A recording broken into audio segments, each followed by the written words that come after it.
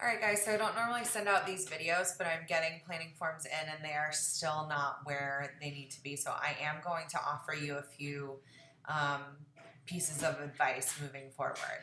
Um, Let me be clear in saying everything that I'm about to say, you've either heard in lecture or is available for you on the assignment sheet, the reading, or the PowerPoint. So this is not new information.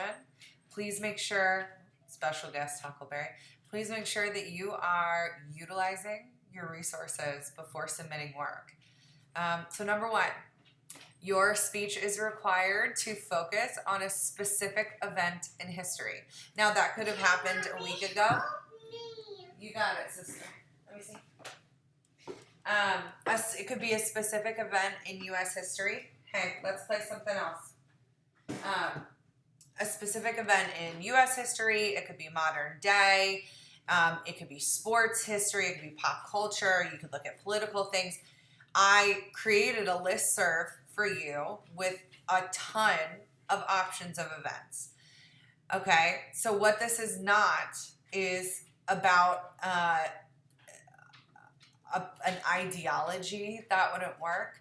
It's not an I believe speech. I got some of those planning forms. This is an informative speech about an event. So I'm going to use a specific example for the person that this was your speech.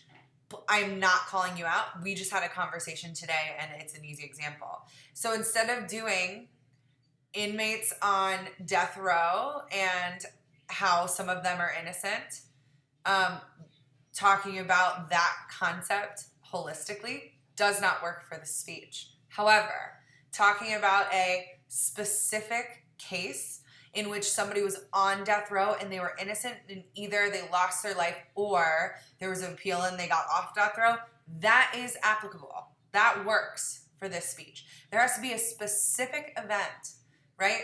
If you're looking at something too broad, there's no way that you are going to effectively fit it in a 5 to 6 minute speech. So that's number one. Thinking about, is this an actual event? And then also, what is the scope of that event? And can I narrow it down so that it's appropriate? Number two, you have to order your main points chronologically using time, sequence, pattern. What that means is that you are going to talk about how something has occurred naturally over time, meaning there should be a beginning and a middle and an end to your event. Now, you get to decide that, but this is not a topical speech. So, for example, if I was to do one of the examples that we talked about in the lecture was the Amber Alert and the history behind it, right? Amber Hagerman's murder. So if I was to do it topically, I could do who Amber was as a person, other children that have been abducted and killed at a young age, and other meaningful things that came out of her disappearance. Those are topical, right? If I'm looking chronologically, I go in order, the order in which the event occurred. So I would start with her abduction. I would then go to, their search, right? And then potentially lead that right into like them finding her body. And then I would do the trial and the aftermath. You have to ask yourself, what is the first, second, third? So as you're looking at your main points, if you can't answer this happened first, this happened second, this happened third, they're not chronological, okay? Please, please, please do not waste my time and do not waste your own time submitting planning forms that do not meet the guidelines that I have clearly and specifically laid out for you, okay? One of the hardest parts about this class is following the rules. And this is all you have to do is just follow the rules. Hold on 1 second, please. Help me, Mommy. Find down stops. I will, just a sec. Beyond that, I'm going to be really, really honest.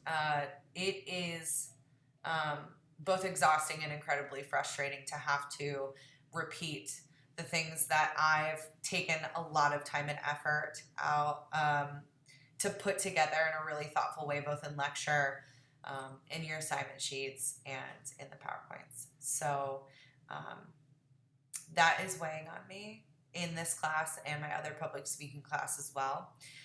There are going to be some changes to our lecture classes, so be prepared for those. If you have any follow-up questions, certainly reach out to me, but we got to make sure we're reading material and listening to lecture when we're not present. Or if we were present, but we weren't paying attention, or maybe we had our screen off and we just weren't there, then you have to go back and listen to the lecture to be able to understand what you're doing. This is a college class. I expect you to learn and grow. And to do that, you have to read and be present. So that's all I got for you. And I'm excited to see your planning forms.